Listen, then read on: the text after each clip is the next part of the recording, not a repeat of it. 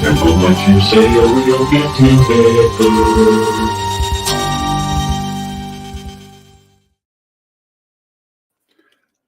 I love that Right. song. Hey guys. I'm always back in the background, just like swinging. Of course, I've been drinking early on, so Yeah. Love that. that is good. Uh-oh, Dave froze. Dave's- Oh, That's a great Dave- not good. Not good. It's the Bermuda Triangle. It's coming for Yeah. us. That's what it is. All right. So the equator, so now it's over us. how's everybody doing? Let's see who we have in the chat room so far. We have JD, Melissa, Gregory, Brian, Robert, and Bob, and John. How's everybody doing tonight? Ready for some fun? Yeah. Oh, yeah. All right. So tonight we're going to talk about the Bermuda Triangle. Talk about where it is, what it is, some of the phenomena that's been reported in it, maybe cover a few of the more well-known disappearances, and talk about what could be going on there. I got into this and I thought this will be a great topic. There should be a wealth of information. Hey, Jim, how you doing? And after looking into it a little bit, boy, this could be a short show, or it depends on how much we want to dive into certain parts of this. It's Well, okay. Every time we say that, it goes long. Yeah, I So- think that's been some of our longest shows every time we say that. So, but yeah, it's to me, it's something that's always interested me. I remember the movie that Charles Berlitz's The Bermuda Triangle that came out in kind of a reenactment documentary that they called it. And I remember when we first moved to Libertyville, Illinois, my dad took me to see that at the old Libertyville Theater, which, that's one of the additional things besides all the ghost books and movies that got me interested in the paranormal. And at the time as a kid, being 8, 9 years old, you're like, wow, this is like the shit. This is pretty creepy stuff. There's really crazy stuff going on there. And I ended up ordering the book that I used to have on it as a kid. And then I ended up ordering the movie so I could watch it again. But then I found the movie on YouTube, watched it today, and boy, oh boy, there's stuff that when you're a kid, you're like, that is awesome. And when you're a grown up, you're like, holy crap, this is awful. It's just fucking awful. It doesn't date well, huh? It doesn't, No, it doesn't date well. It's kind of like when you watch the old Lost in Space TV series. It's like, oh, I used to love that as a kid. Now you watch it like, why? Why did I like that? It's so awful. Anyway, so yeah, we'll cover the best we had back then. It was the shit back then. It was. I guess we're Yeah. just too used to 4K HD and crazy special effects and CGI these days. Yep. Right. Yep. All right, so Bermuda Triangle. A couple quick comments, and then I'll turn it over to you two for opening comments. The name basically originated in 1964. We'll talk about that a little bit. Things have been supposedly disappearing in strange events since the 19th century. 1940s, the 1960s was kind of the peak. Over the past 500 years, they claim to be at least 50 ships and 20 airplanes that have gone missing, at least well-known ones. I found it interesting that the National Oceanic and Atmospheric Administration has a blurb on the Bermuda Triangle. And the last thing I'll say before I turn it over is even as far back as Christopher Columbus, supposedly he had experiences in the Bermuda Triangle. Or did he? Because it seemed to me he didn't know where the fuck he was half the time. So how are you sure he was in the Bermuda Triangle when those things happen? So that's just a couple quick opening comments. I will toss it down to Kenny for his. Yeah, I mean, I was the same way growing up. Again, I blame In Search Of. Like Yes. it was like that. It comes up, and that's how you hear about it. And I'm like you, Dave. You see the stories back then. You see like the TV shows that you had to be there at that exact time when it aired, and Mhm. you would see something about like a special on the Bermuda Triangle or Mysteries of the World, and you'd sit there like enthralled, like, oh my gosh, I'm never going there. I'm never going on a cruise. Never, never, never. But I Um, think the three of us were the opposite. Probably we were like, shit, I want to go there. Even as a kid, I'm like, I want to check that yeah, out. yeah, you I do. still You're do. like, I'd still go there and float because around in the Bermuda I want Triangle, see what I want to happens. see that ship get teleported up into the sky. Yep. Tractor beam uh, sucked up into a UFO. Carry a sign that says "Take me with you." Yeah, and so it's always interested in me. But it really, I never really dived into it. I never really went down the rabbit hole because I guess it kind of went from that childlike fascination to more of a myth. It was just a myth because the more stories you heard, the more sensationalized it became on television and in movies, the more ridiculous it became. Mhm. So I never really took it seriously. I never took it, well, in later years, I didn't take it seriously. And it was just the more you learned, and as we'll see tonight, the more I learned, the more I realized, okay, there's not accuracy is not something with this story at all. It seems like things are all over the place, even borders. So Mhm. that's my opening statement. I'll pass it up to Tim. Look at Well, that. that was really good. You guys, I still don't have my directions exactly right on. Freaking Comes with too much pre-gaming, my friend. yes. I love that we're like we're sticking to these 70 theme things. Cattle mutilations, the Bermuda Triangle, and quicksand were three things that I'm sure I was going to die of as a child. Turns out none of them are like a major player. I my close, I guess, relationship with the Bermuda Triangle. I'm already slurring. Is we have kin that live in Wilmington, and my uncle loved to sail. And I just remember as a kid that he was going to take off. He was going to go through the Bermuda Triangle, if I remember correctly, and I may or may not. I think he did. He was gone for several weeks and came back. But I remember just being like, yeah, we're not going to see my uncle ever again. So nice knowing you. Literally thought he was going to die there, but he did make it back. Same as you guys. I remember this stuff I loved In Search Of. Leonard Nimoy was just one of the best things ever. I enjoyed it. Um, the Bermuda Triangle, man, it's just like, it's almost like a cultural thing. It's almost like an age of an identifying piece of the culture of an age from that era. And I imagine it's still kind of a thing, but I don't know if it's that consequential to people today as it was to, when we were young. Again, like I said, quicksand, the Bermuda Triangle, and cattle mutilations, and probably also Jaws, which really in reality is the only real thing, that could kill you. Yeah, that's the real shit right there. Yeah. Don't go swimming. But those were like four things that terrified me. But what are you going to do? You grow up and then you look back and go, whew. I don't even know. Is like where do you find quicksand? I remember like being in my backyard and seeing a mud puddle and just being like, nope, that's quicksand. Nope. My mom probably loved it because I quit playing in mud. It was probably her that she was like, "There's a quicksand in the backyard, sweetie. Be careful." When I would go once in a while, I'd go to the golf course with my father because he loves golf, and he would take me, and that's what I thought. I thought the sand pits, the sand trap, I thought that was quicksand, and nope, nope, nope. One time I remember him going, "Ah, crap!" The ball went into the sand trap, and he's like, "Go get it for me." Oh no, no, no, nope, not doing it, not doing it. Nope. No, you can punish me. I'll be grounded for a week, whatever. I'm not going in there.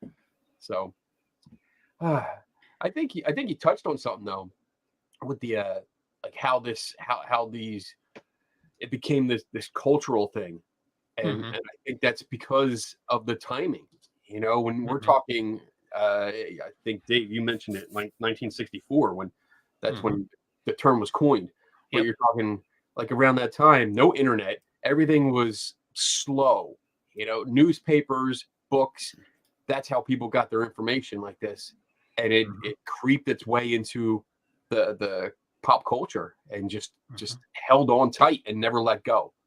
Yep. Uh, so Couple books, couple movies, couple yeah, magazine articles, just kept building on the whole urban legend that was going on there. And the more you dive into it and try to fact check some of this stuff, or what others have fact checked on some of the original authors or articles that stated these things happened as fact, well, when you start digging into them, they didn't really all happen that way. Or one of the more concerning things for me was these authors and people would talk about it, would write about the ships disappearing or the planes disappearing, but they fail to mention that a lot of times they showed back up, or they did find them, or they found supposed bits and pieces of wreckage. So it wasn't quite as, I mean, they don't know exactly what happened to some of these ships and planes, but there's a lot of natural explanation, especially when you're out in the middle of the frickin' ocean.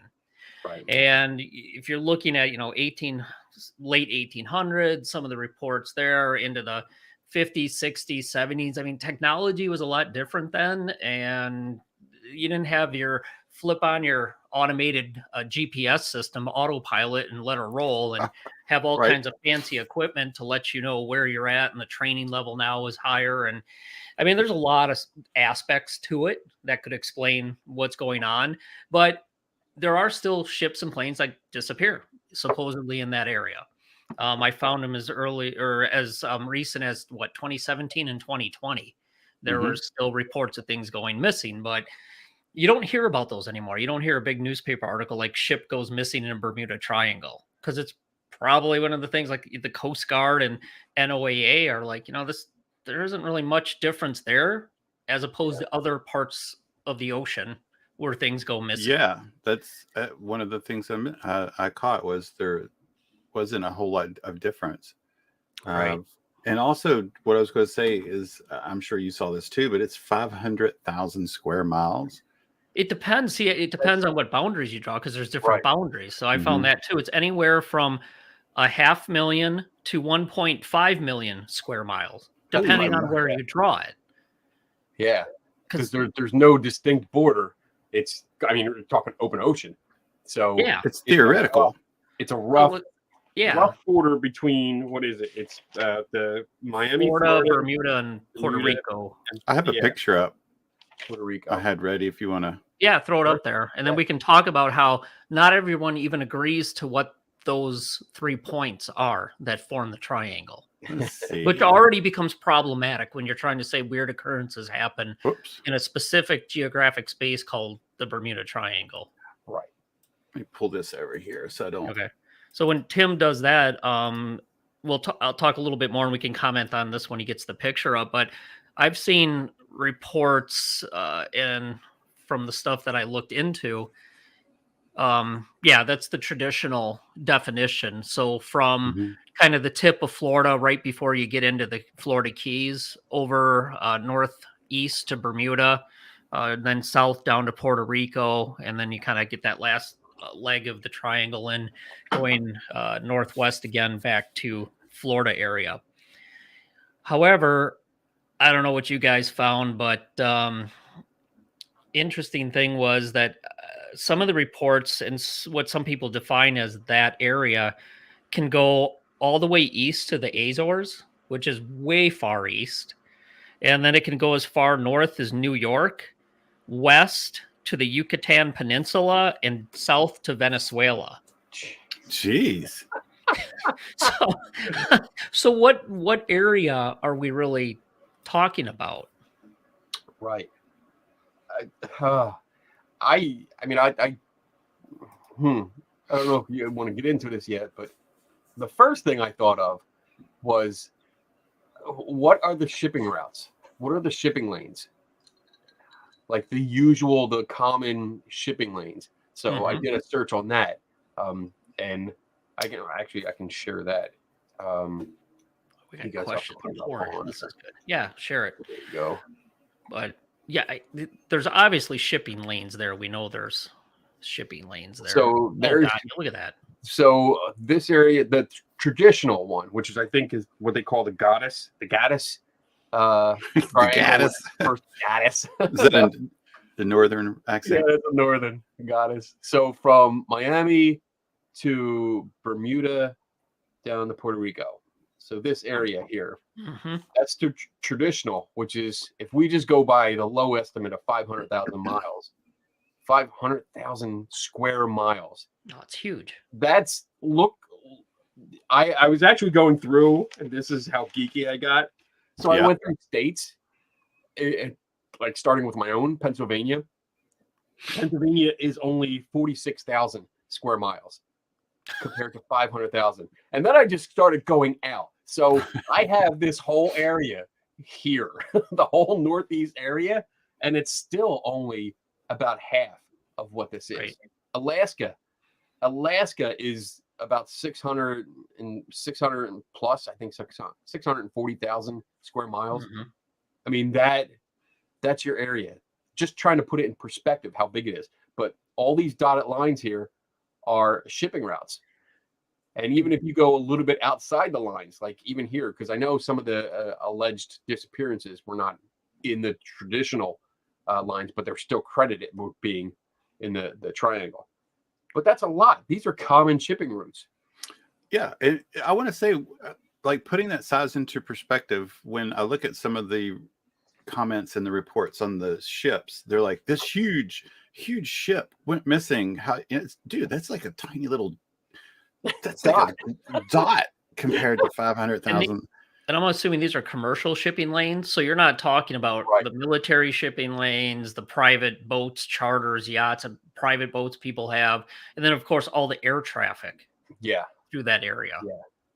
So, I mean, that's a lot just to consider. And you're right, Tim. Not even one of these little dashes represents because of the scale of this is just so big. So you're gonna have things that happen. I'm probably getting ahead of ourselves, but weather, mechanical failure, weather. Weather. I mean, I've seen them, and I've recently just started looking into. I got hooked on the topic of rogue waves, which are a real thing, and just the storms. I mean, when you see.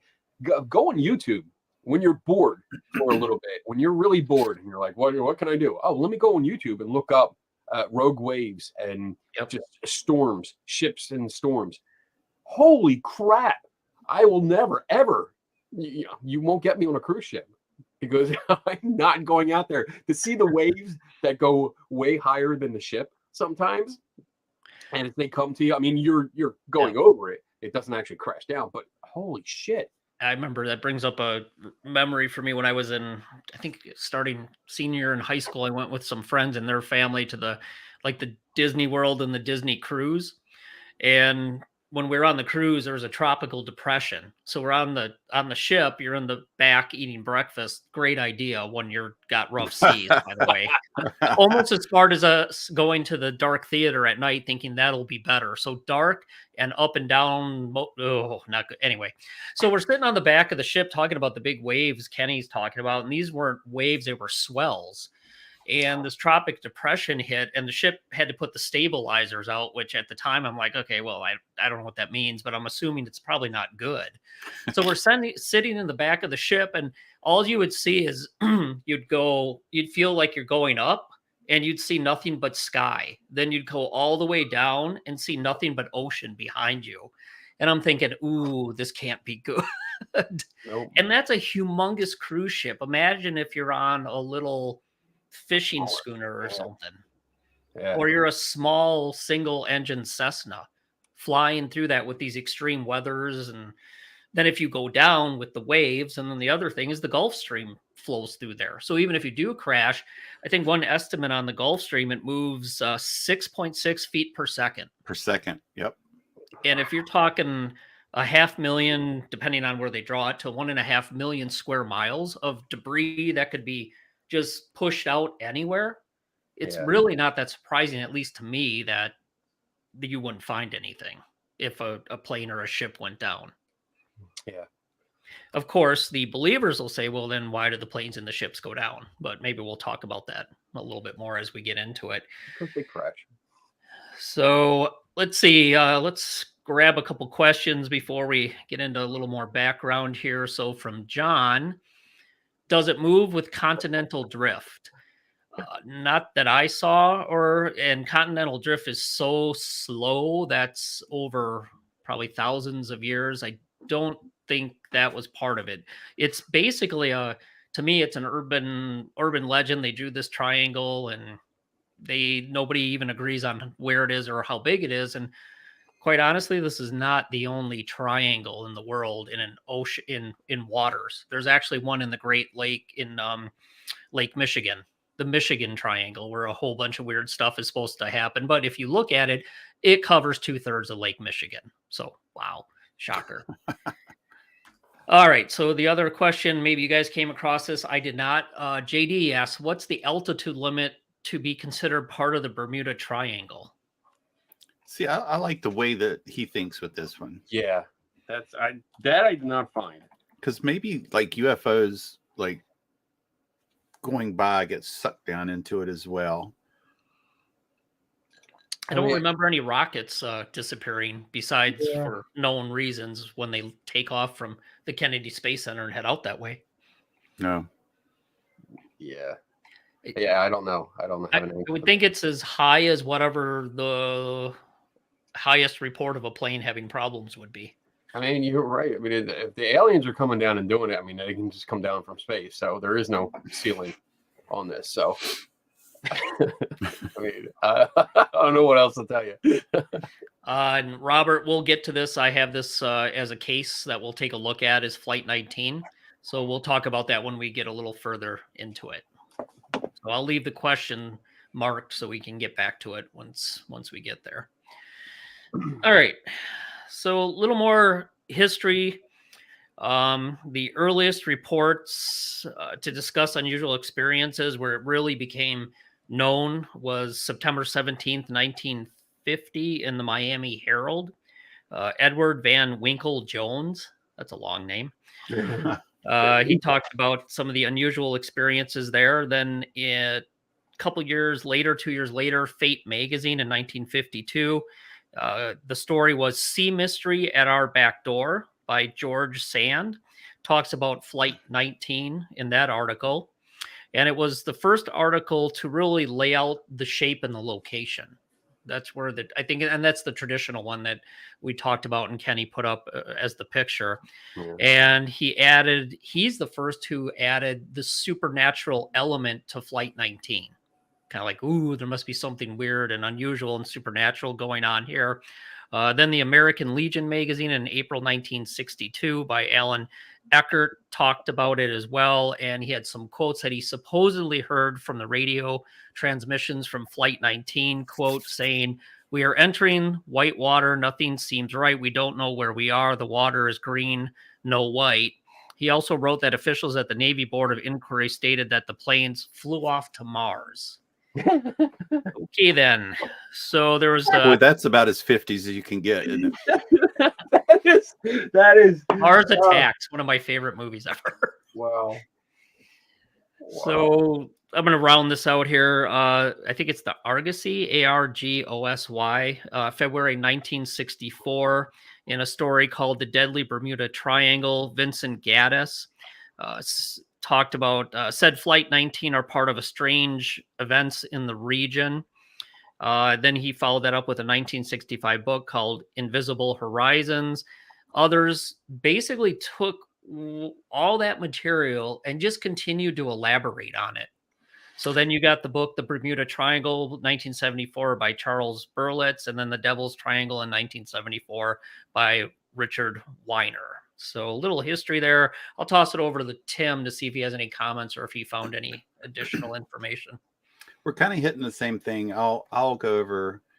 I skipped over Flight 19, but just for interest, I don't know if you saw this. They believed, Christopher Columbus. We kind of talked about that just pre-show. Had sailed through it, where he had reported on his first voyage to the New World. He reported that a great flame of fire, probably a meteor, crashed into the sea one night, and that a strange light appeared in the distance for a few weeks later. He wrote about erratic compass readings, because at that time they believed that he was in a sliver of the Bermuda Triangle. And then another thing that I thought was pretty interesting was some people argue, I'm looking for my notes where it is, that the Tempest from Shakespeare, I believe, was written for a wreck that happened in the Bermuda Triangle. So that's, I think, probably speculation and interpretation by probably experts that are far more adept to literature than I am about that. But I went with, I started looking at the USS Cyclops. One, because it's a badass name. A Cyclops is always badass. But two, I've kind of figured, without thinking about it, I was thinking all of us are going to jump on Flight 19, so I better not go on that one. But the Cyclops was a 542-foot-long Navy cargo ship with over 300 men and 10,000 tons of magnesium? Shit. Oh, hell. It's a something I can't pronounce. On board. Sank somewhere between Barbados and the Chesapeake Bay.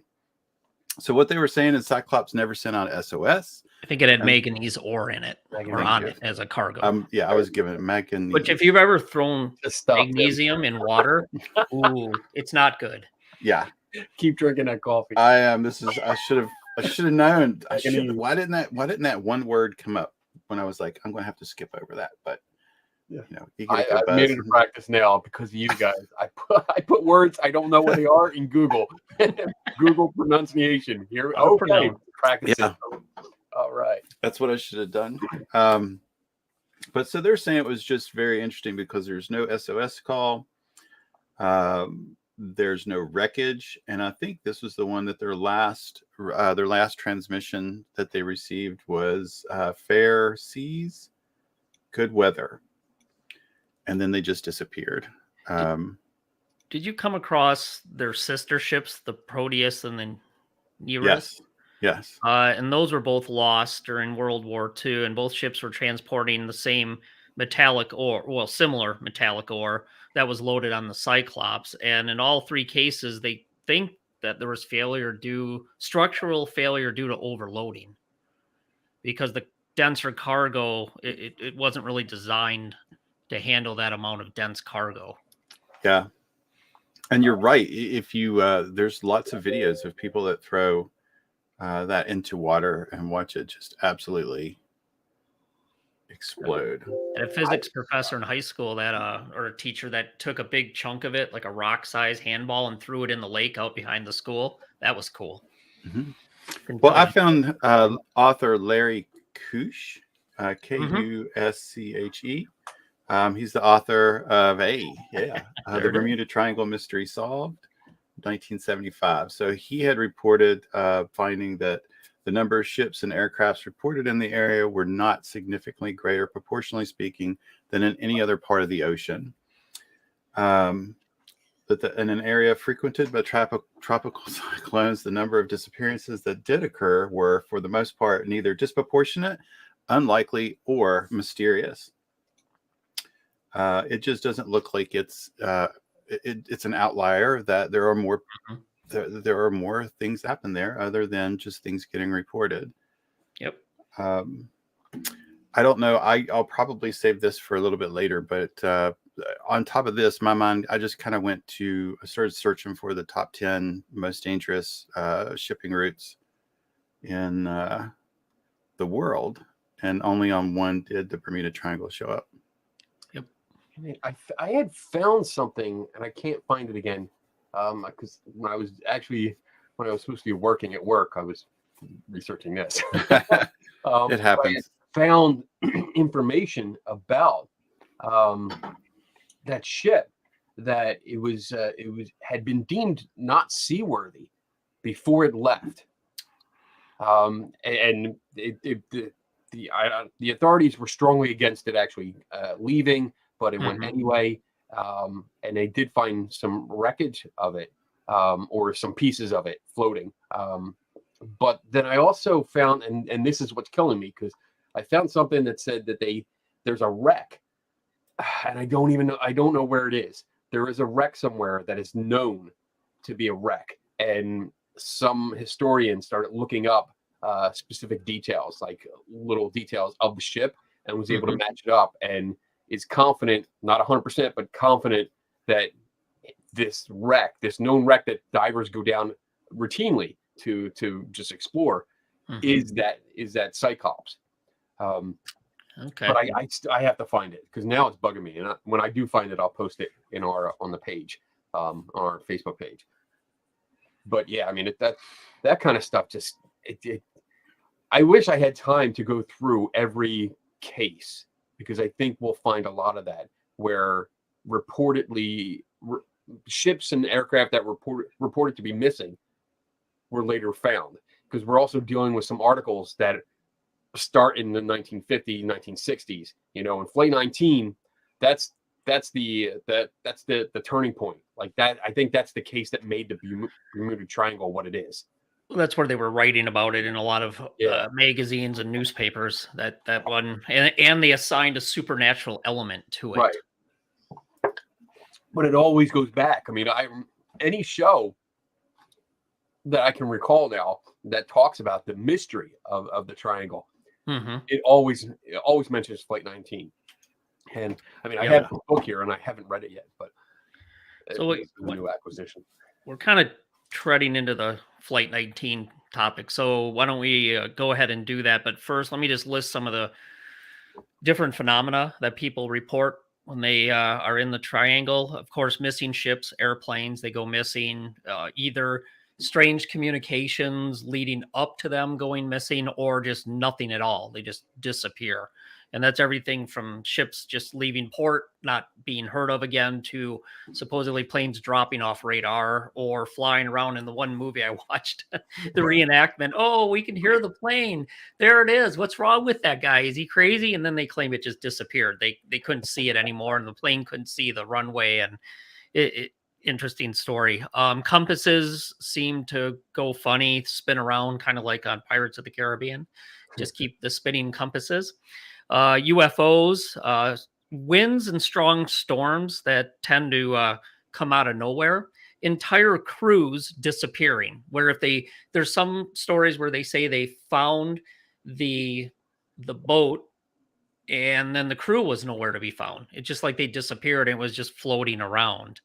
Um, Planes, and then high winds. So those are just a couple of the things that I came across as some of the phenomena that's reported there. So any other ones you guys came across? There was I brought up the original article from the 1964 article by Vincent Gaddis. Yep. I was able to find that, and he lists a few, but I mean, I read this a couple days ago, so I don't have them off the top of my head. But let me see here. No, I don't have it. Never mind. Bypass me. But I think it's pretty Skip. Somebody also reported seeing almost like a vortex or a whirlpool in the ocean from a plane that was flying over at one time. And then lost time. Yeah. Taryn, the one pilot missing 2 hours, he made it somewhere in 20 minutes. Yeah. There's all of a sudden he went through a fog cloud haze with this weird green glow that he claimed. And then he magically popped up somewhere in 20 minutes that everybody claims he was missing for about 2 hours. Maybe it was a Stargate. There you go. All right. So Flight 19, who wants to start? You guys. Kitty Kid. I took Cyclops because I knew that we would all end up doing Flight 19. All right, I'll give the background, and then that'll give you guys a minute or two there to find some of your notes. Flight 19, that was a training flight of TBM Avenger torpedo bombers, and they disappeared on December 5th, 1945, while over the Atlantic. The squadron's flight plan was scheduled to take them from Fort Lauderdale east, and then they were going to head north and then back over a final 140-mile stretch leg to complete their training exercise. They never returned to the base. And then I'm not going to give the conclusion of the Navy investigators, but there's also one search and rescue aircraft that was sent out to look for them, a PBM Mariner with a 13-man crew. They also disappeared. And a tanker off the coast of Florida reported seeing an explosion. They found an oil slick, and then they couldn't find any survivors. And then the weather was becoming stormy when they called off the search. So the one thing about the Mariner is supposedly they had a history of problems and explosions due to vapor leaks when heavily loaded with fuel, which probably would have been the case when they're going out on a search mission over maybe 500,000 to 1 million square miles to look for where Flight 19 may have headed off to. I do recall, and then I'll turn it over to Tim and Kenny. I do recall there was a massive effort by the Navy to try to find Flight 19, and they never found any wreckage or any evidence of the planes going down back at that time. So, all right, what do you two got? I just comment on that. I mean, we're the planes here, the Avenger bombers. They're not very big. It looks like it's maybe a 2-person aircraft, pilot, co-pilot sitting behind each other. Not very big, and just 5 of them in a row. Just looking at a picture here. Actually, there's a picture I can show you guys without having to share the screen. That's not the squadron, the exact shot, but those are the same planes. So they're not very big, and I mean, you're talking wherever they ended up. If they did go down, how long would they stay afloat? If at all? I mean, I don't know this, so I wouldn't. You might find some wreckage depending on if the craft broke up upon impact when it hit, because I mean that's what it does. But if they did sort of a controlled landing, you might not have such a breakup. I don't know. This is stuff I have no idea. But you might find some stuff that might be able to float. Yeah, I could see some wreckage being found, possibly. But I mean, by the time they did get the search party out to the site, who knows what would be left? I don't know. These are small aircraft. And yeah, I mean, looking at it, it just looks like there would be 2 people in there. That looks really cool now that I see them. Looks like there's a gunner bubble in the back. That's pretty cool. Wow. But it looks like from the report, just going off the report of the investigation here. Let me go back here and look.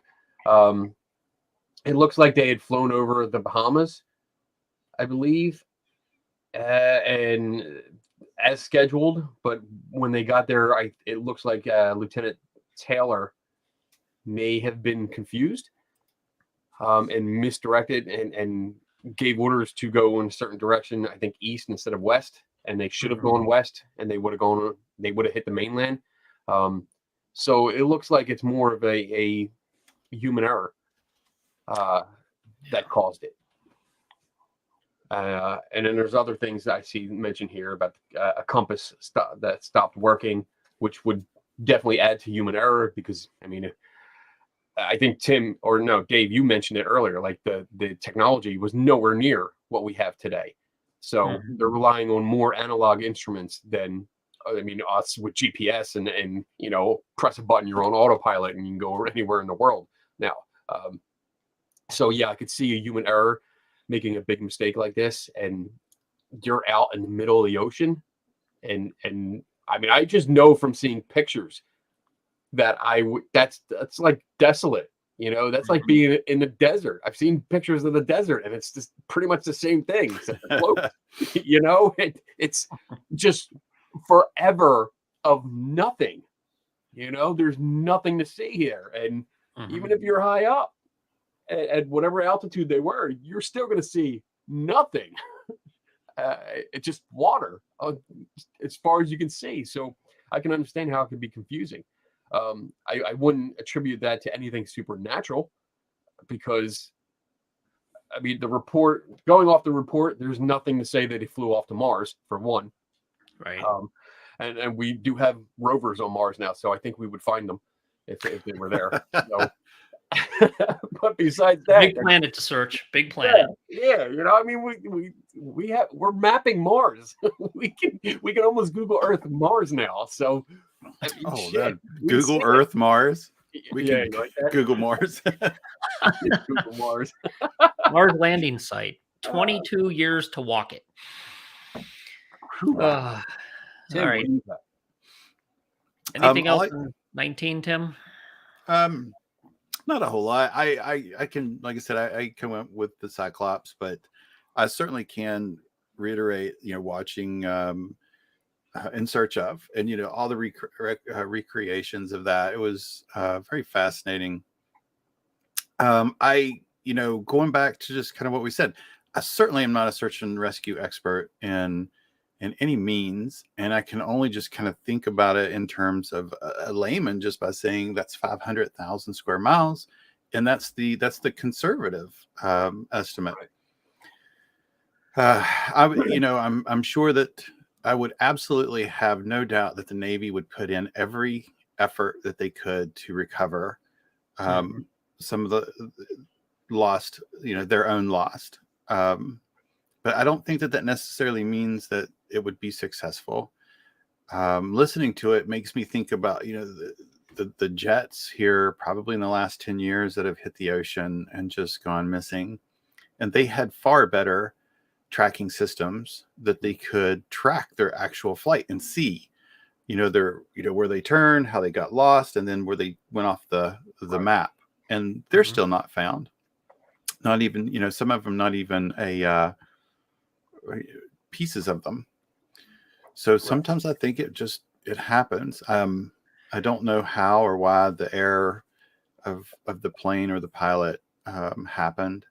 I hate that it happened. I hate that it happens at any point, but I think the massiveness of the ocean where you are takes into a serious account.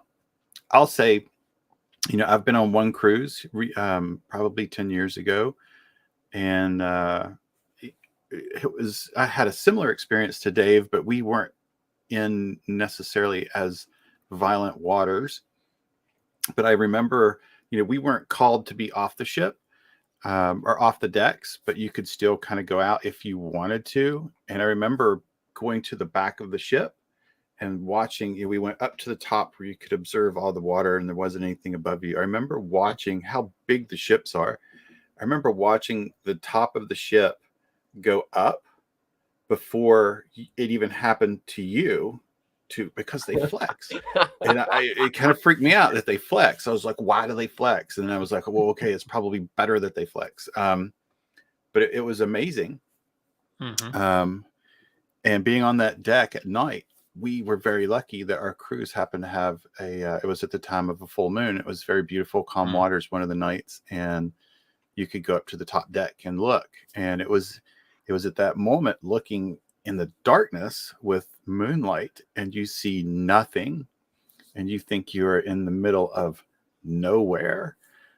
But there are many places on board the ship where you can actually go see your spot on GPS if you wish. So on we were like this far from Florida, and it seemed like we were forever in the middle, But to think about it, we were just like a quarter inch away on the map, and to be up on top of that deck, it seemed like we were in the middle of nowhere. So take that same perspective and put it in the middle of 500,000 square miles, and I think you would get a good idea of how hard it would be if we just went missing. Yeah, it would be shark food, really. So the Navy investigators attributed it to navigational error leading to the aircraft running out of fuel. Which, if they were having instrument trouble, which it's something that's been reported, not just on vessels and aircraft that go missing, but there's a couple other reports, if you dig into that, of magnetic anomalies, compasses not working right, other equipment not working right. But who knows? What technology back in those days is a lot different, obviously. And then with the storms and the amount of electrical activity that some have noted in thunderstorms or just bad weather over the Atlantic. So that can obviously mess with equipment, especially if you're older planes, older boats, and not quite as good as it is today. So just because there was some problems with the electronic equipment doesn't really mean there's anything supernatural or paranormal about it. And there's actually places on the earth where magnetic north is different than true north, just because of where you're at and how it's positioned. So this is a good question. Why does it seem most of the reports are from World War One and Two? There are a lot. There actually seem like there's a lot, but I think they said a lot of the flurry of activity, the peak seemed to be the 1940s and 60s. But there are reports from the 20s, 30s, and 40s, of course. And I'll give my quick take, and then I'll throw it over to Tim. But during any type of war, there's going to be a lot of military activity. There's going to be a lot of boats and planes and training. And I mean, look, today you hear on the news, not frequently, but more than we want to hear about, of training accidents with the military, planes going and crashing into the water, missing the aircraft carrier, boats having problems. It happens. So I don't know if it's necessarily that there's more reports that back then, or maybe it's just because of the increased military activity, or let's face it, a lot of the military stuff was farmed out to the lowest bidder. So some of that equipment may or may not hold up the way it's supposed to. But there's a lot of activity at that time. But again, we go back to that idea of, when did the Bermuda Triangle become popular? When did they give it a name?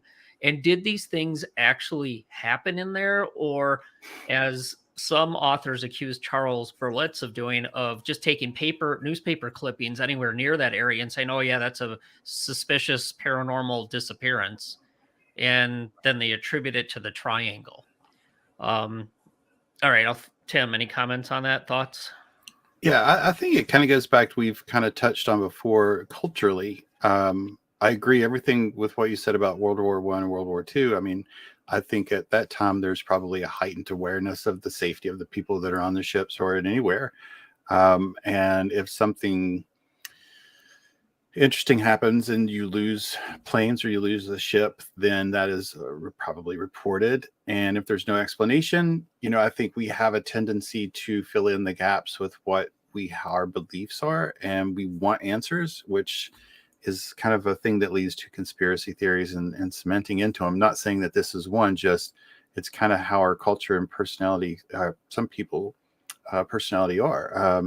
You fill in the gaps. So, there's no wreckage, there's no anything. So it must be something else. I'm really anxious for an answer. I really want something.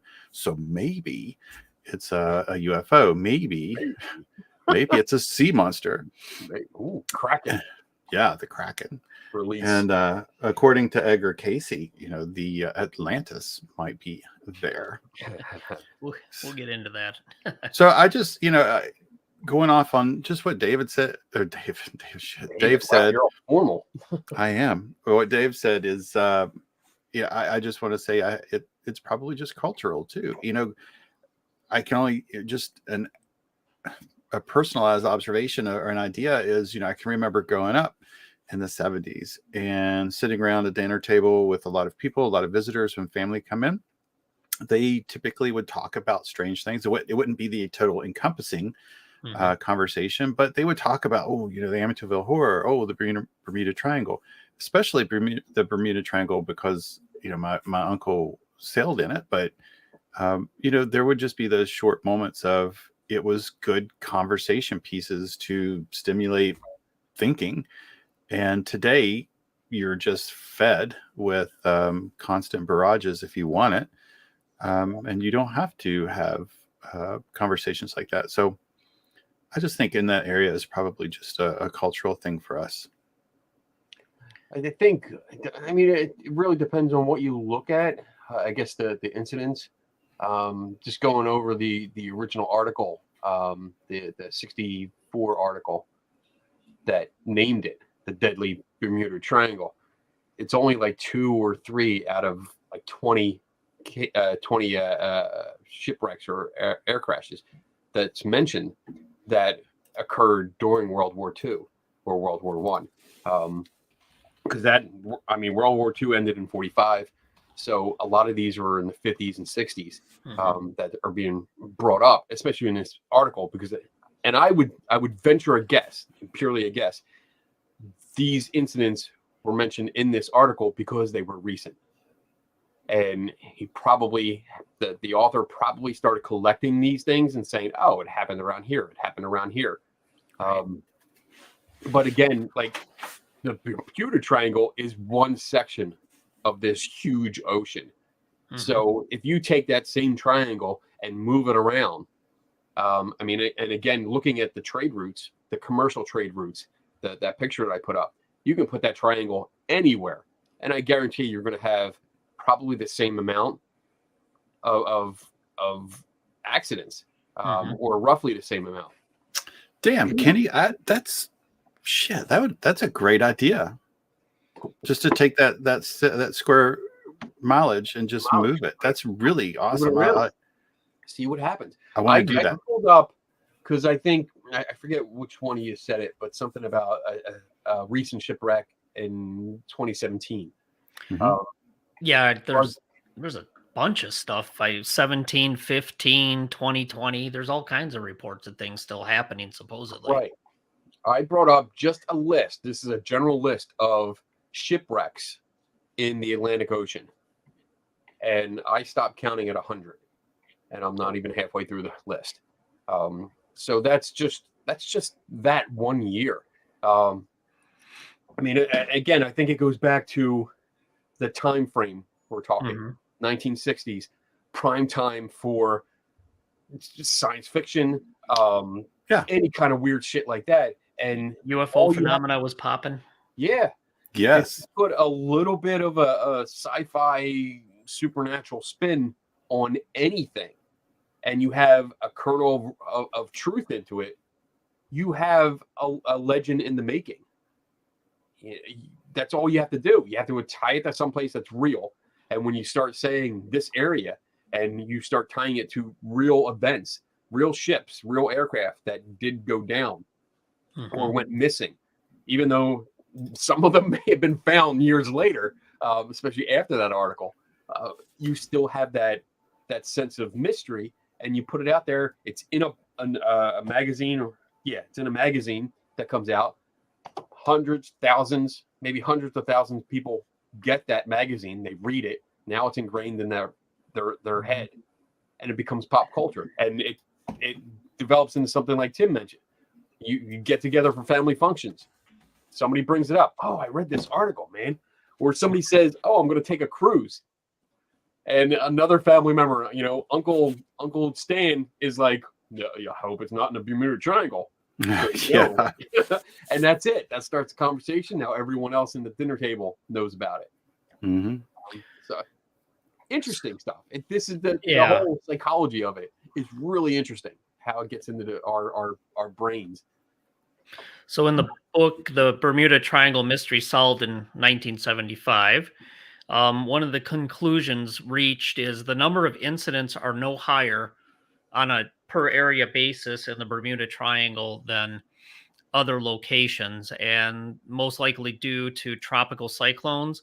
They feel that the numbers are probably exaggerated for what's disappeared there. And again, remember in our opening comments, noted that people would note the supposed disappearance of the ships or planes, but never talked about the ones that reappeared. And there was a fair number of them that reappeared. They either found them shipwrecked or found the people later, or they just showed up again and they were just delayed. So a lot of times they just left that part out of it. I also came across something that said the 10 most dangerous waters in the world. If you look at the Worldwide Fund for Nature, the Bermuda Triangle isn't even on that list. Mhm. 2013. So if it's so much happening there and it's so dangerous, why doesn't it make the top 10 list? Right. And then Lloyd's of London, which was in the marine insurance market, there's not a high. They looked at it and they came back and said there's not a high number of disappearances or crashes or wrecks here as opposed to anywhere else, and we don't charge a higher rate for going through that area, which they would. It's like when you get car insurance. If you live in the city, your insurance is going to be a little higher.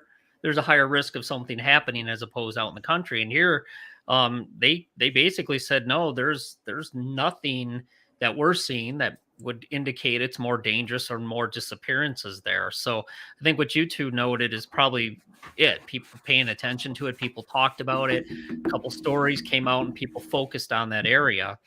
The final one is the Coast Guard confirms that the number of disappearances is insignificant considering the number of ships and aircraft that pass through there on a regular basis.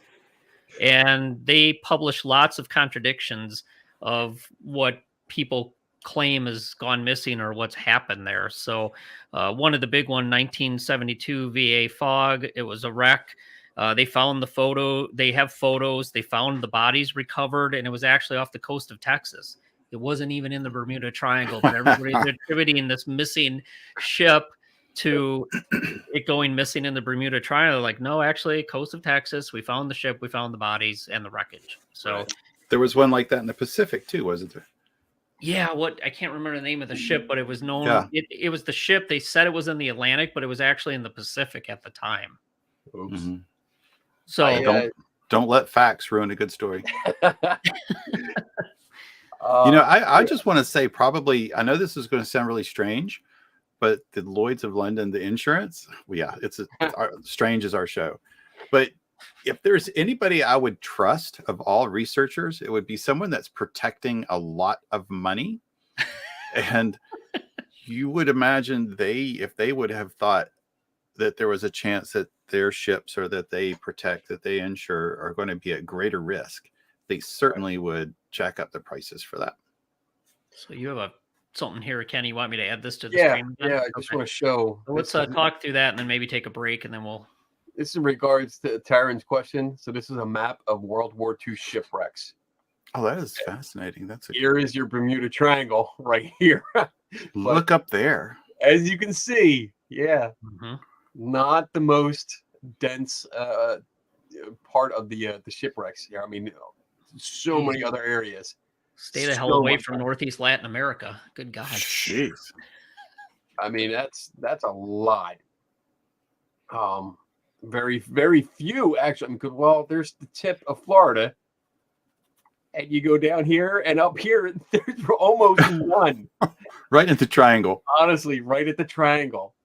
Yeah. Almost none at all. I mean, if any, they're just on the line on the imaginary borders. But yeah, so there you go. That's all I wanted to share. So let's get to JD's question and then take a break, and then maybe we'll come back and talk about the criticisms of the stories and the reports, and then some of the potential explanations for what's going on there. So JD said, "Don't more wrecks happen on the Great Lakes than any other places on the oceans?" I came across the Michigan Triangle, which is the Lake Michigan Triangle, and they said on a per area basis, there's more strange incidents and disappearances and sightings of supposed unidentified objects in that area versus other areas on a per area basis. So like a density of reports per area basis, but I don't know about the Great Lakes overall. How about you two? You got any input on that? No. I'm looking it up now. I found an interactive map that highlights the Great Lakes shipwrecks and their lore. Ooh, I'll put that in the chat room because that looks interesting. It does look. That sounds interesting. I could waste 2 hours on this. Easy. But I mean, it looks like there's a lot. Just going off of some of the images here that I'm seeing, it looks like there's, quite a few. There's images of individual lakes. Lake Superior. I mean, there's a ton. There's a ton in there. I mean, you here, look, I'll show you real quick. Just I won't go on all the pictures. But Lake Superior. Oh, that's cool. These are all the shipwrecks. That's a small one. Lake Superior, Lake Erie. But yeah, you can see there's tons of shipwrecks in all of these. So yeah, there's a lot. I don't know the number, but there's a lot. So maybe there's a Great Lakes Triangle. Maybe. I don't know. There's definitely one supposedly in Lake Michigan, but if you look at it, it covers, like I said, almost 2/3 of Lake Michigan, which, okay. So the whole lake is a problem. Yeah. Anyway, all right. So you guys ready to take a break? And then we'll talk about criticisms as well as some possible explanations for it. Yep. So we will be back in about 2 minutes and 20 seconds. Cool. See ya.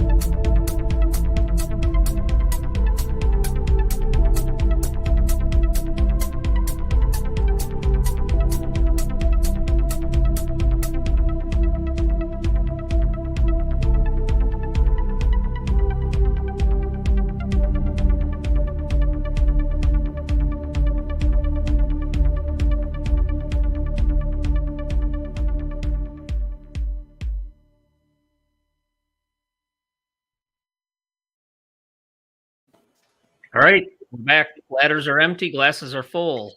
Oh, man, way to go. Whew. So I think Jay has nailed it. The Bermuda Triangle is really an alien bottle, missing ships in an alien bottle. Sounds more reasonable than some of the other paranormal explanations. Yeah. All right, let's see if we got a couple more questions here we can get through. Gregory asked, did anyone find a connection historically to the folklore about the Sargasso Sea? I did not run across it, but when I saw this question, I started Googling it to see if I could come up with some information, and it looks pretty interesting. So I did not, but I had not known of this. So if anybody else doesn't, the sea is a region of the Atlantic Ocean bound by 4 currents forming in an ocean gyre, unlike gyre. Yeah, unlike all other regions called seas, it has no land. Dude, I don't know. I drink a lot, so even right now, the words are blurry. So it sounds like it's a pretty interesting ocean that has no boundaries. I can't tell if it's underneath or on top or within. So no. Yeah, I don't know. I didn't come across this. Okay, that might be something to look into or another show. Tim's writing it down. He'll have a topic soon. So, all right. Let's see. Next question from Grace. Isn't the coast of North Carolina called Graveyard of the Atlantic? We're gonna have to look because I didn't find anything on that, but that certainly doesn't mean it isn't. Graveyard of the Atlantic Museum. Oh, there's a museum. Mm-hmm. Yeah. Graveyard Atlantic Museum offers programming year-round for the people of all ages. Graveyard Atlantic, it's a maritime museum that focuses on the maritime history of shipwrecks of the Outer Banks of North Carolina. The museum is located in the Hatteras Village, the southernmost community on Hatteras Island, North Carolina. Oh, cool. So I guess, yeah. Cool. All right. So I guess so. I did not know that. It didn't dawn on me when he asked that question about that ocean, but when he asked that, it dawned on me that West Virginia, where I'm from, we have an ocean that's underneath our state. And I was trying to look at the name of it. It's 400 to 600 million years old, and it actually predates the Atlantic. It's called the Lapetus Ocean. Huh. So one of the things that's really cool about that is we have lots of salt mines from that ocean. But yeah, I mean, that's pretty wild. I don't know why I didn't end up thinking about how oceans can be so different than what we're used to. But shit, right here in my own state, we have one that's underneath of us. Interesting. All right, moving into criticism, I will turn it to Kenny first to talk about some of the criticisms that have been thrown. You're up, buddy. Oh my God. I was not prepared for this whatsoever. So I'm going to cheat and just go. So I know that the Larry Kirsch. Yes. He wrote this book. I don't have the other one, but he did a lot of research. I have not been able to go over his work yet, but according to the cheat sheet that I have, yeah, he's found that a lot of the stories that were originally, let's see, that Gaddis. So Gaddis, it all goes back to Gaddis, Vincent Gaddis, who wrote this original article that originally coined the term Bermuda Triangle. All the scenarios or events that he documented in his article, which I'll put a link to that article, that original article, in the chat room, so everyone can read it. But all these accidents and shipwrecks and aircraft that went down that he recounted, it looks like that many of them were either false, exaggerated. Details were lacking. Maybe some details were left out, maybe on purpose, maybe not. Again, this happened in '64. This article came out, so I think there was a few things that maybe years later these shipwrecks were actually found. One was the the Pacific, which I think one of you guys mentioned, that was alleged to be in the Atlantic Ocean where the triangle was, but it was actually in the Pacific Ocean. So that was a little far, a little outside the range there. There's mention of storms that represent the disappearance as having happened in calm conditions. When you went back to the records, that's what he did. That's one of the things he did. He went back to the weather records and found that when there was allegedly storms reported, there actually were not. So it seems like a lot of these details were embellished and sensationalized in order to sell a story. And at the time, I mean, we've run into this a lot before, where these facts, unless you're a diehard researcher, unless you're dedicated to, like, you pick this out and you're like, I'm going to solve this shit. Nobody fact check, like it was much harder back then, much harder. So nobody took the time to do it. Therefore, a story like this can go unchecked through the population and gain that pop culture status. And that's what it looks like until somebody like Larry Kirsch comes along and says, "Hey, wait a minute, let me check these reports and find detail after detail to be incorrect or fabricated. So that's big criticism to me, and it's. I wish I had time to get into this because all these topics that we get into, fuck man, they're so interesting. Like now I just want to spend the rest of the night going through some of these incidents and researching them and be like, all right, yeah, I found this was found 2 years later. This was found 3 years later. Oh. Yeah, I think Berlitz was a big target of his criticism in that book, his 1974 book, The Bermuda Triangle. He also talks about how a lot of the events they talk about and Berlitz talked about was events that happened outside of the triangle. Yes. And he said he thinks what he really did was just search for newspaper articles. And it's like, oh, if that happened and it looked like it was somewhere in the area, Bermuda Triangle. A lot of over exaggeration, not a lot of details, and really it sounds like a lot of sloppy research, if any. Tim, anything? Let me throw this out here. I just read this. Some disappearances had in fact never happened. One plane crash was said to have taken place in 1937 off the Daytona Beach, Florida, in front of hundreds of witnesses. But when he checked the local newspapers, there was not one mention of this at all. You would think that would have made the news. Yeah, I think so. So plane crashes in front of hundreds of people. Like it made the newspaper. Yeah. Sorry, I didn't mean to interrupt. I was just no, that's good. Awesome. That's good. I was answering another question, so I appreciated the time. I'm not that good of a typist. And Bob, we will get to your question when we get into possible explanations. So we're not. I put it in the queue, and we'll get to it. So Tim, what else you got for criticisms? Kenny covered. We probably went over the same things. I love the fact that that ships from different ports were reported missing in the Bermuda Triangle, and like Dave mentioned, the one in Texas off the coast, and there was another one in the Pacific Ocean. I think just generally it seems like the Bermuda Triangle in the 60s and 70s had that air of when somebody reports something as the most haunted in here, or the most haunted in the state of Texas, or the most haunted house in the United States or the East Coast.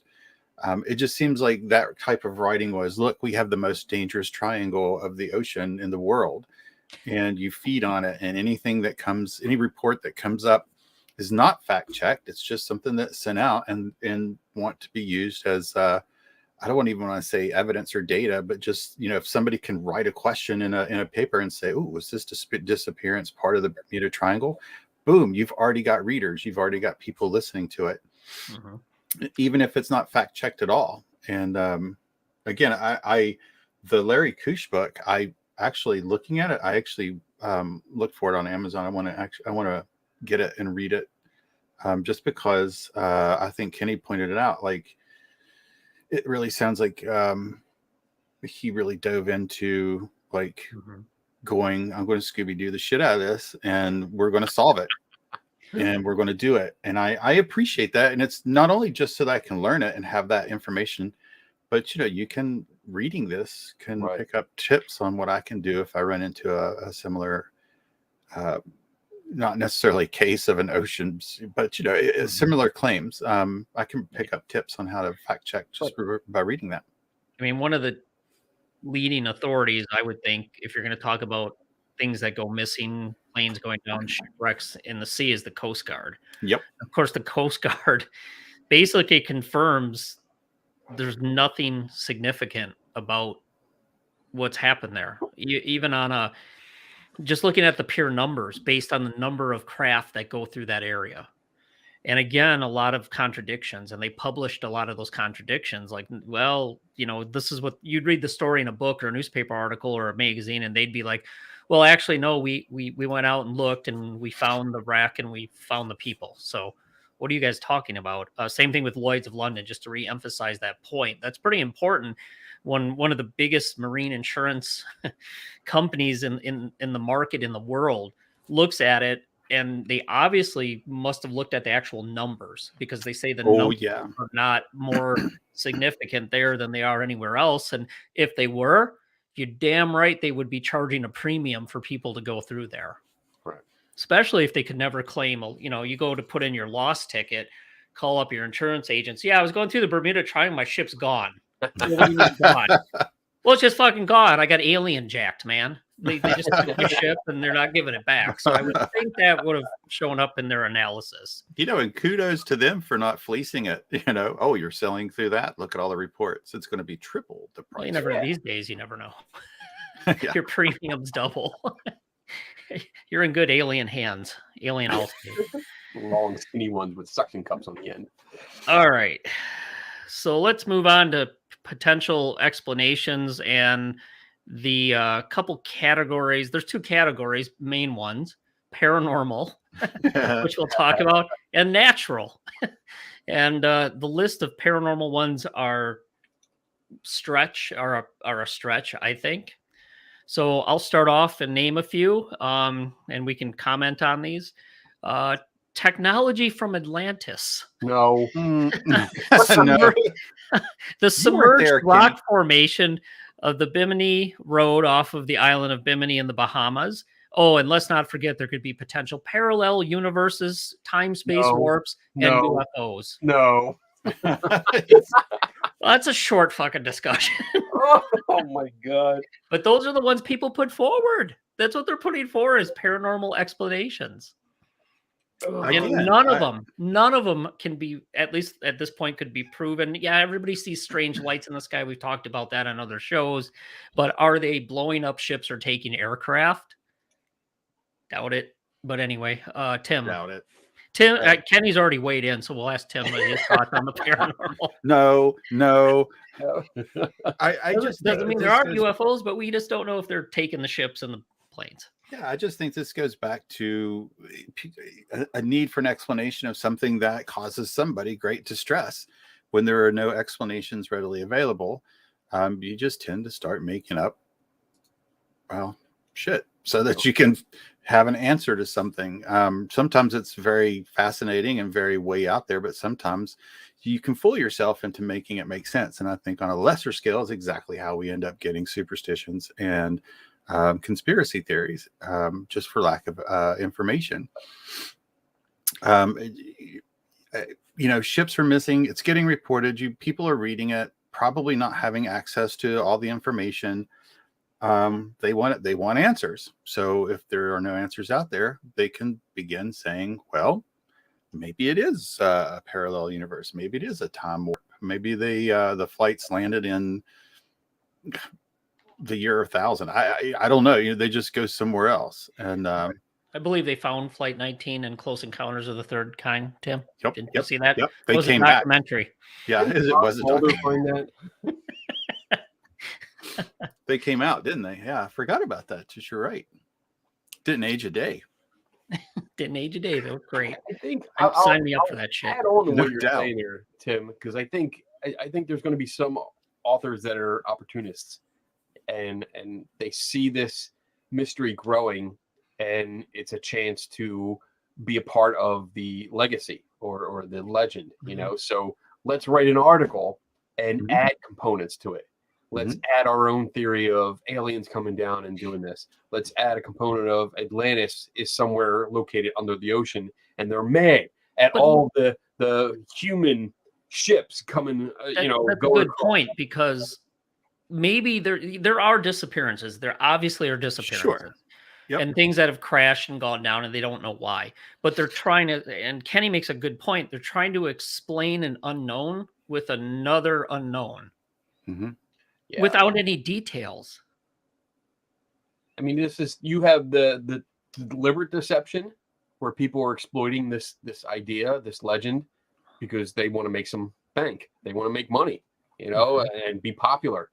And you have other people, maybe in the beginning, and I'm talking more the layperson kind of thing, where it's the age-old thing about, I don't understand thunder, therefore it's Thor. It's filling in the gaps by what you can come up with to rationalize it, not necessarily by real events or real things, but and I don't think they're trying to deceive people intentionally, but they're coming up with, all right, well, maybe it's this, maybe it's that, and they're just asking questions. Oh, I hate that. But I hate that. I think for the most part, though, some of these stories, especially the 64 story, was more to exploit the legend, Right. you know, and he did it. I mean, he solidified his place in that legend. Oh, Right there. absolutely. Yeah. So here comes the Dick comment response of the night. Bob, do you mean a hypothesis? Oh, Oh, Damn! oh. Damn! Hey, Send all man, comments to it's a Dave rough at crowd. It's a Gmail. rough crowd, including the hosts. Mhm. Oh, Anyway. I just see Bob going a big old fuck you, Dave. But he is right. There are various thoughts around Atlantis and where it might be. You're number one, Bob. We love you. Number one. Yes, Bob. You got it. All right. So anyway, to get back to his question, no, there are a lot of people that have suggested that Atlantis is in that area, and that's one of the paranormal explanations. Is what was it? Something in the movie, that Berlitz movie, this crystal that would harness the energy from the stars and send out these energy rays. That's what caused Atlantis to sink, and it's buried down there. And they have this really cheesy shot of the thing shooting a laser up and blowing up a ship. And it's like, man, you guys spent all your money on blowing up little toy boats, but must have been fun. But I just, you would think if there's a lost civilization there somewhere, it can't be all that deep down. And with all the work that's been done to find shipwrecks, you think they would have come across something, right? That would show that there was a civilization there. All right, energy drink. Yeah. I did. All right, so could be. All right, so I think anybody else want to talk about paranormal explanations, or should we go on to natural? Ooh. And we'll let Bob redeem himself here with a good question. So I mentioned in passing, this is funnier when you think of what he's going to be asking about passing.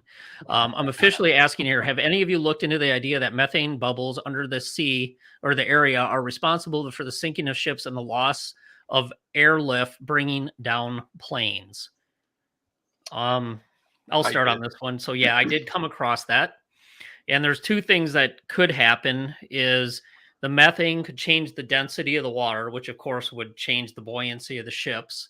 And then of course it bubbling up and creating either a downdraft or if something ignites in an explosion to blow things up. However, looking at this, just a little bit more, not a lot. Natural gas, there's a lot of natural gas on the continental shelves. That's known. It could have been, they say, methane eruption or what they call mud volcanoes.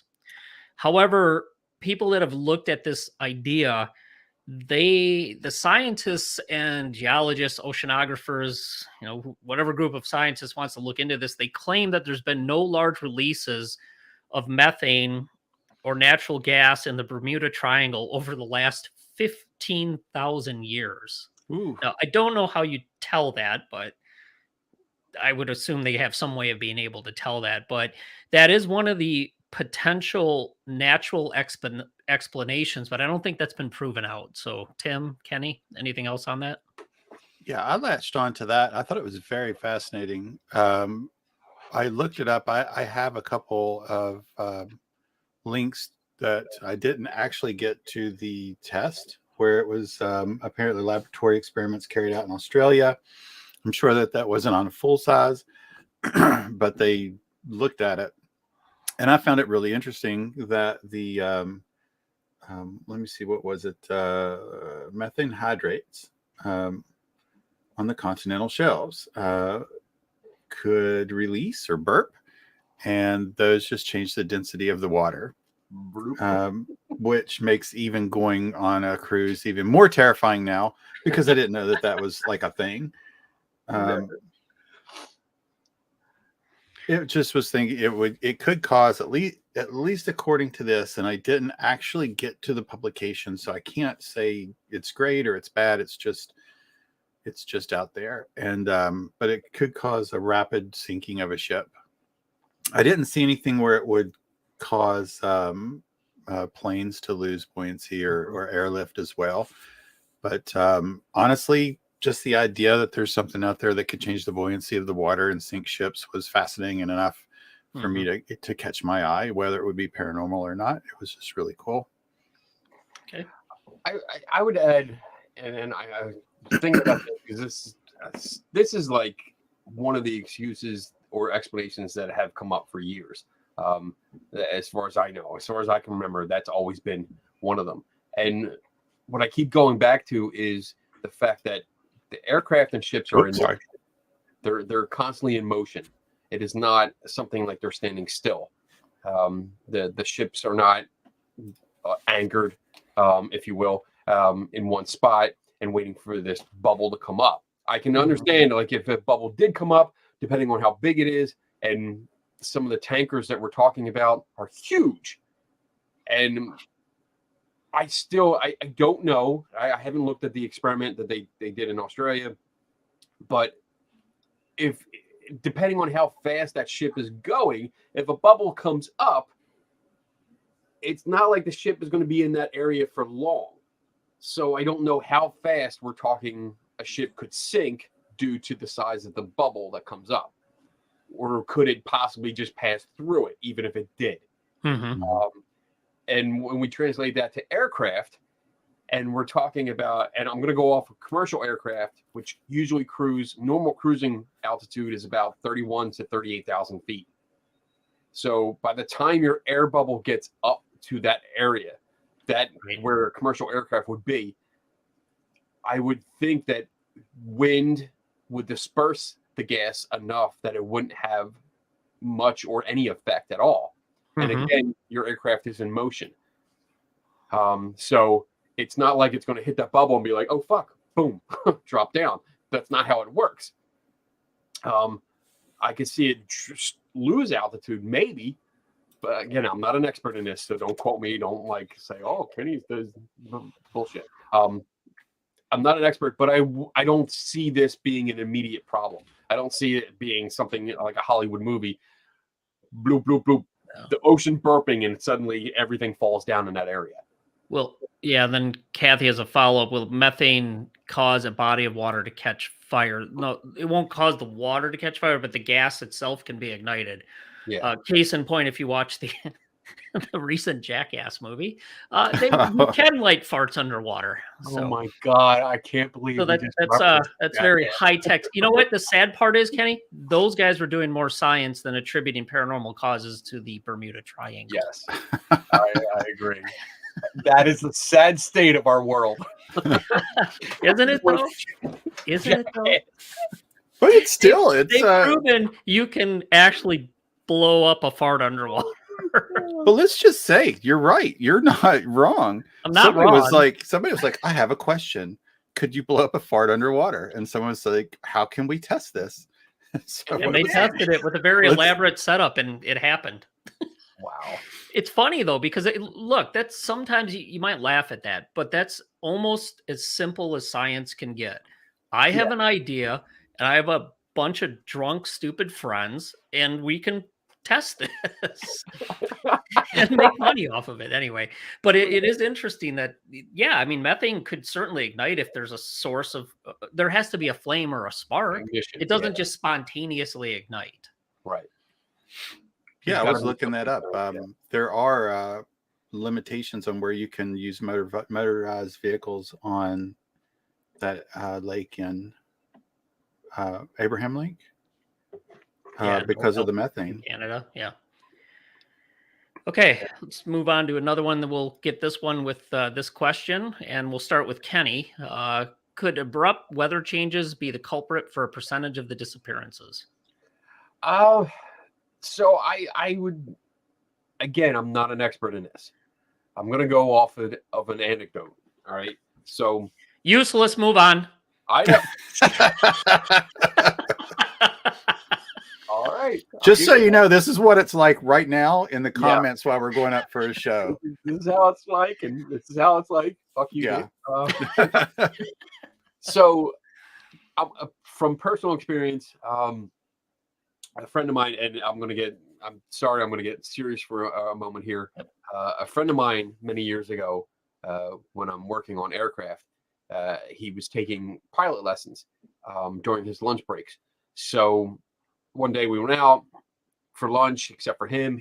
We didn't know he was doing his pilot's license training, but we came back to a bunch of fire trucks. And he was doing what was called touch and goes, which is you land the aircraft and then take off right away. And you do this repeatedly. The weather called for not high winds, but sporadic high winds that day. And unfortunately, when he landed and then took off again, he banked to turn around to go at another run. And as he banked, a wind gust took the plane, and he crashed. And him and his instructor were killed. Ooh. So can abrupt weather conditions affect aircraft? Yes. Yes, it can. And this was in a local area. This was in the middle of a city, middle of Philadelphia. So yeah, the stuff like that can happen. And out over the ocean, I have no idea of the weather conditions. From what I've been reading, yes, there's harsh weather conditions sometimes. So I can see, yeah, if you're flying in rough weather and you don't have enough altitude to get above the storms, and you're flying through the storms, yes, I could see something happening, messing it up. And especially, again, we're talking of the time frame for most of these disappearances that are highlighted. We're talking 50s, 60s, 40s. So different instrumentation, different training, lack of training that we have, modern technology, a lot of that contributes to it. So yeah, I would say yes, but again, I'm not an expert. Yeah, they do note violent weather and a lot of the natural explanations. Hurricanes, a number of these things that went missing happened around the time of hurricanes. Downward cold drafts. They talk about the Pride of Baltimore that sank May 14th, 1986, and they had winds that went from 20 to 90 miles per hour in a couple seconds. It's obviously a front or something that was coming through. And then the Concordia in 2010 off of Brazil, that was another one where the winds went from really low to excessively high and sunk the ship. And they call them air bombs, I guess. I wasn't too familiar with that term. But one of the things they claim as an indicator might be hexagonal clouds, which could also be misinterpreted as certain strange shapes and craft in the sky. So I thought that was pretty interesting. I didn't have a time to dive into it anymore, but certainly violent weather can pop up pretty quick, especially if you don't have weather radar or you're not watching it. I mean, we all know how the conditions, at least for us here in the Midwest and Illinois, Wisconsin, Michigan, Indiana, around Lake Michigan, there's been times where it's perfectly sunny out and it's hotter than hell in the summer, and then a small cold front comes through, and with the lake there, it can stir up some pretty severe weather in a very short period of time, to where, I've talked to people who've been out on the lake and they're like, oh shit. And they're trying to hightail it back as these things pop out of nowhere.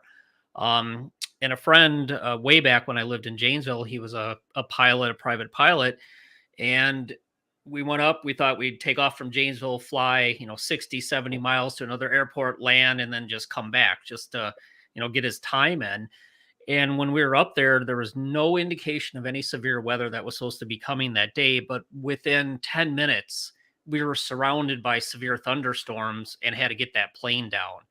And talking about it, the guy had been flying for a while, but talking about white knuckling it. Oh, shit. In a 2-seater Cessna. I mean, he was literally shitting his pants because it's not a fun thing. And it blew up out of nowhere. Yeah. And it wasn't on the radar. It wasn't predicted. It wasn't anything. It just popped up. And that's scary shit. And when you're getting bounced around that much, yeah, obviously bad things can happen. Yeah, I want to add to that as well. Not only just bad weather, but what about something that came to my mind was, I guess people would assume that airplanes, boats, different things traveling would be always in top physical peak performance condition, and missed maintenance, poor care, poor aftercare, poor preventive maintenance, poor checklist before you take off or go out. You know, maybe at some point, if you fail to keep up proper check on your equipment and your whatever craft you're sailing or flying, maybe it wouldn't take so much, such as a bad weather. You know, it wouldn't take a horrible thunderstorm that typically would take something out as just regular. If there was a failure on a part of what you're in. So case in point, you know, going back to the ship that I was on, we were just above the water, and you had a nice protective window, so we were watching the waves hit. But as the ship was rocking, like, you could hear the compression and the expansion of the metal around you. Did not make for a great sleeping night.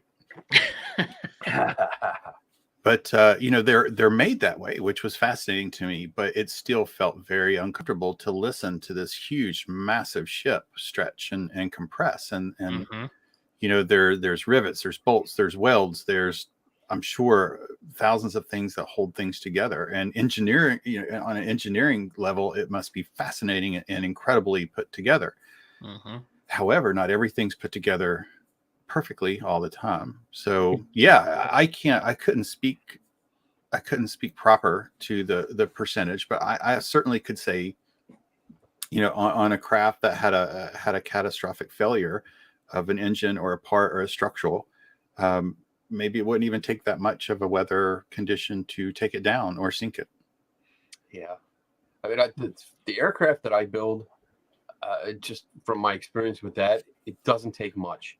I mean, literally a loose screw that falls out can down an aircraft. It's so, you have no idea, like, some of the controls that are in place are because of the vibration from the engines. If you get one piece of metal, like a nut or a screw, that gets jammed in between the wall and a flight control, and that vibration, it just cuts through it. And in just a matter of time, I mean, it could take minutes, it could take days, but it might happen. So if you're flying routinely through bad weather, and then somebody mentioned about maintenance, if you have poor maintenance, if somebody doesn't pay attention to it, I mean, I can't tell you how many checks there are with work I do. There's always people, quality control, checking stuff that I do, other people checking what I do, just to make sure it's right and clear. So yeah, if there's poor maintenance, yeah, that could easily contribute to downed aircraft, or just losing control. So many possibilities that are not supernatural and just human error.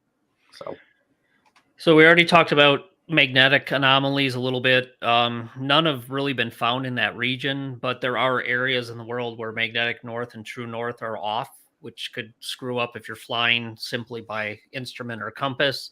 We talked about the Gulf Stream and how fast that moves. So the last thing I wanted to touch on that Bob listed here is, of course, pilot error, maintenance error, mental illness of pilots and captains. At least in today's standards, you have to have flight physicals. You got to be cleared to fly to get your pilot's license to maintain it.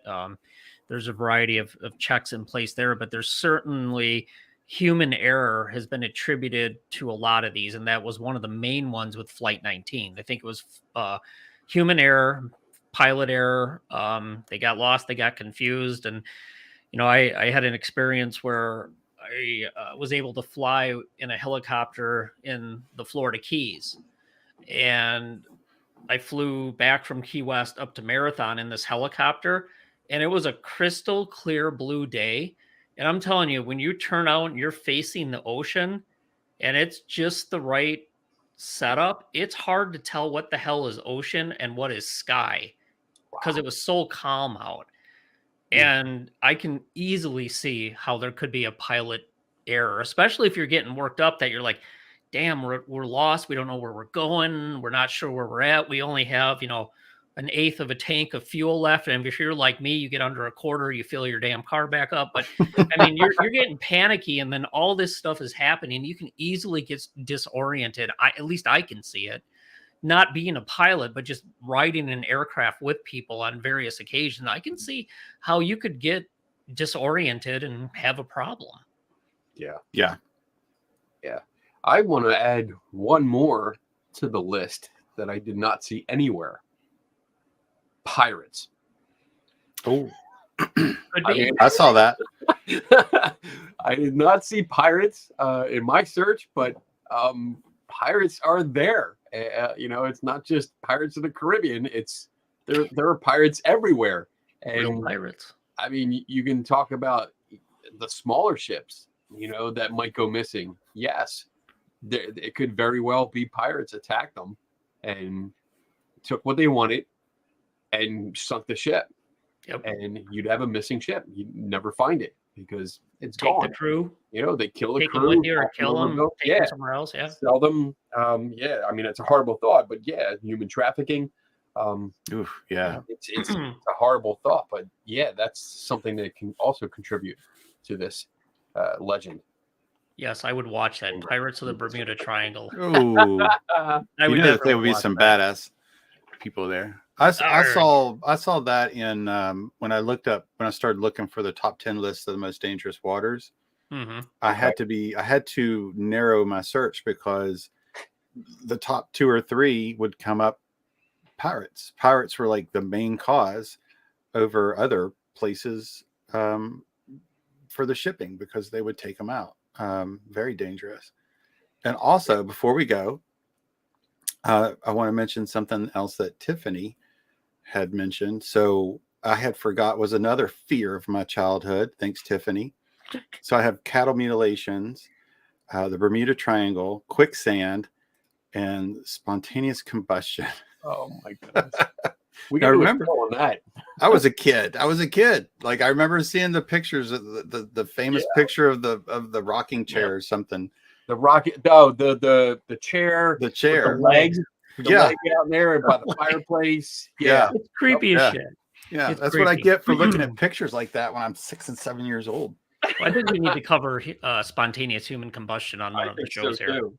Well, we'll That'd be a keep good it. That's a nice 70s theme. Yeah. Oh yeah, killer bees. Damn it.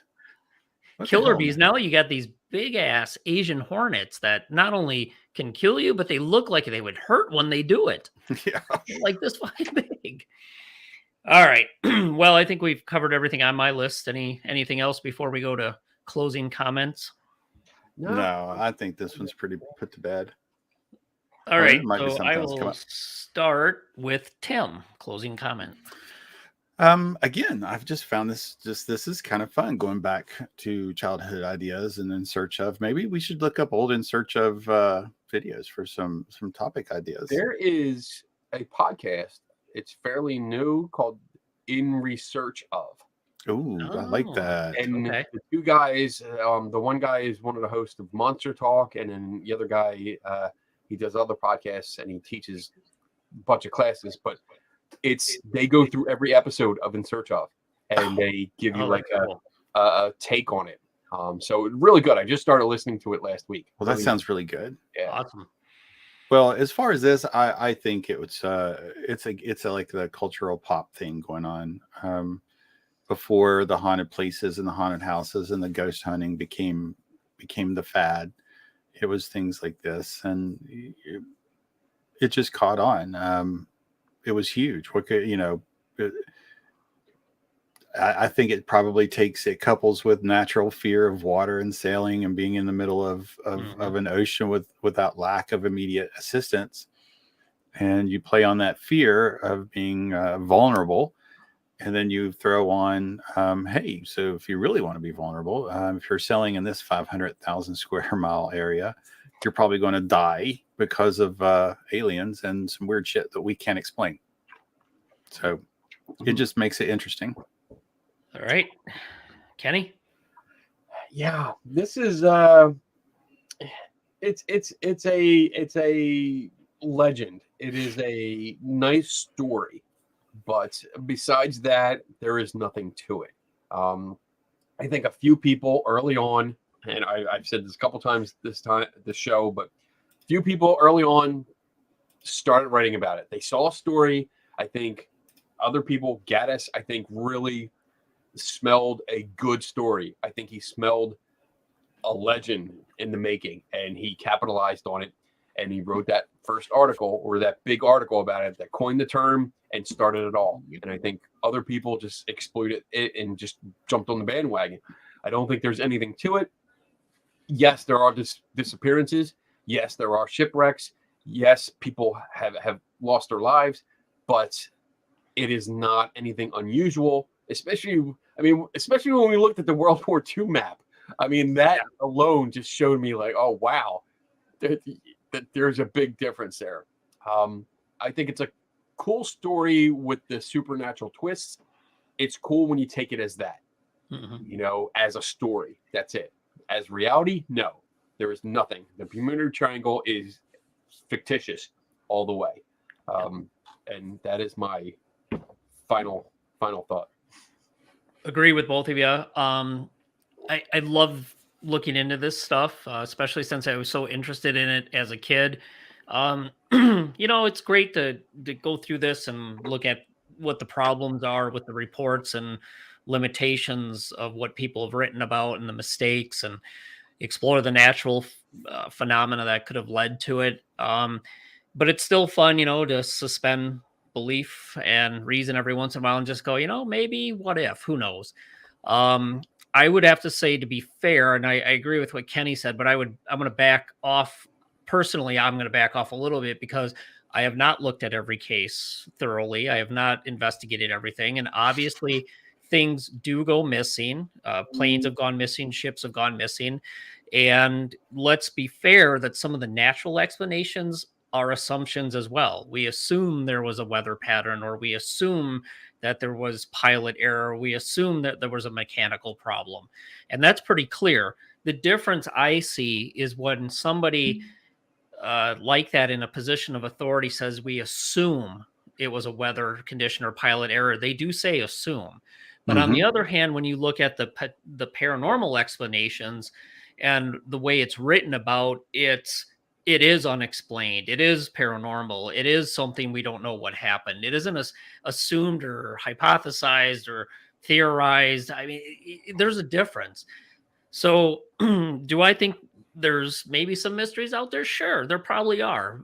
I mean, even if it's natural or not, it's still interesting to try to figure out what's happened, because vessels and aircraft go missing all over the world.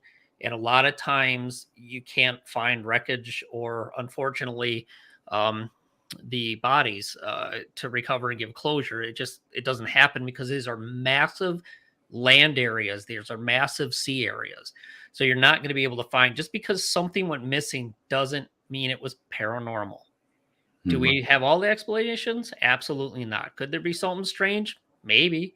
But we just don't have the data to support that at this time. So for me, this was a great way to dive back into something I really loved as a kid and I got into totally. But looking at it now, as a kid, you're like, oh, wow, cool. And now today it's like, oh, damn it. Anyway, but it was fun. I enjoyed it. And this is always good to dive into an area that at least the three of us don't spend a lot of time on. Most of our stuff, I think we could agree, is probably ghosts and hauntings. That's where we all spend most of our time. But getting into this type of stuff, especially something as a kid, it was great. So that's it. Let's go around and see what everybody has going on. I'll start with the shortest announcement of the group. Tim? Yes. Next week, there will not be a show, and it's my fault. No, it's mine too. I'm going to be gone next week too on a project. So it's 50-50. But I am going to go visit my absolute wonderful and intelligent and beautiful daughter and watch her in a performance that she's in. So wouldn't miss it. Wouldn't miss it for the world. But other than that, on Saturday nights, I'm hanging out with two wild and crazy guys. And we're talking, having a lot of fun. So I'll be there not next week, not next Saturday. Oh, shit. Not, dude. Yeah, I know. I drank a lot. Thank you very much. Week after next. Okay, yeah. So Saturday nights I do the show with Tim and Kenny. This is awesome. Always enjoy doing it. Love looking into the stuff and discussing the different ideas we come up with. Gonna find something a little more controversial. I think we all been on the same damn page every time for the last couple weeks. So Yeah. we gotta find something we can get into it a little bit. Oh shit. So other things I have going on, check out espsi.center. That is the website and some of the work that Jen, my wife, and I do. In the paranormal, also take a look at SciChat. We're still trying to find some time to record some of those. And then, as I've been pushing the last couple weeks, the Citizen Edge Science. If you want to see how real science can be done using your contributions and become involved in a part of it and learn something, check that out. It's a great effort, and I've enjoyed it and look forward to doing a lot more with it in the near future. Besides that, I do have a project that I'm leaving. I think Jen and I are leaving Thursday night to go work on a research project, and we are going to a certain location. And then after that, we will be continuing on to Niagara Falls to spend a couple days for some R&R right around our anniversary date. So looking forward to that. But that's what I got going on. Kenny? Nice. Oh, well, I just figured out how to get my calendar up on the screen. This is great. So April 30th, I will be in the DC area.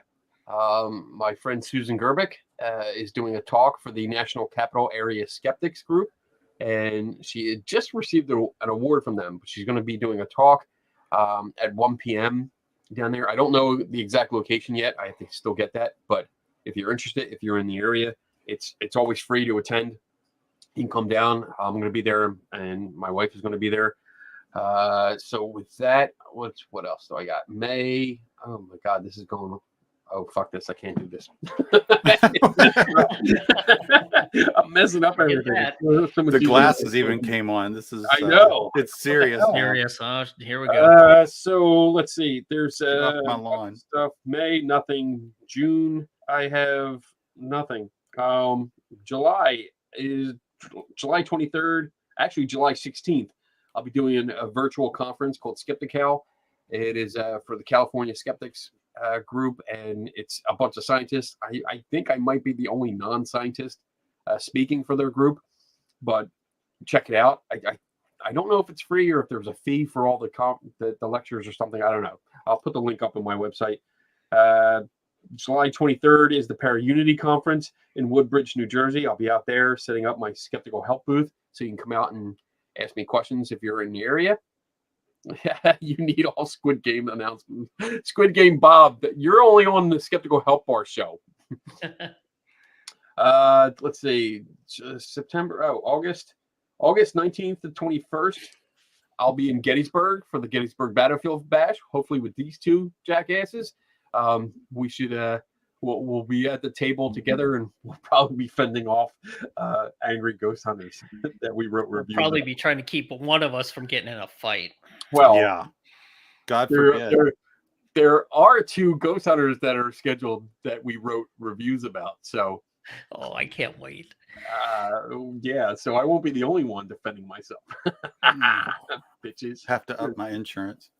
October 21st to 23rd is SciCon in Las Vegas. I'll be out there. I'll actually be out there for like a week and a half. We're going out there. That's our vacation. So we're going to go into California a couple days before. We're going to hit Area 51 again and stuff like that, and take video of everything. And but I'll be out there talking about. Actually, I got the idea from you guys, at least the name. I'm going to be taking the big stage at SciCon, talking about bridging the gap between some paranormal believers and skeptics. Cool. And I say some because, some people you just can't reach.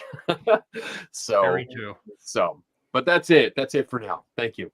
All right. Well, thanks everybody for joining us. Appreciate all the comments, all the questions. It's always a good time. I always learn something.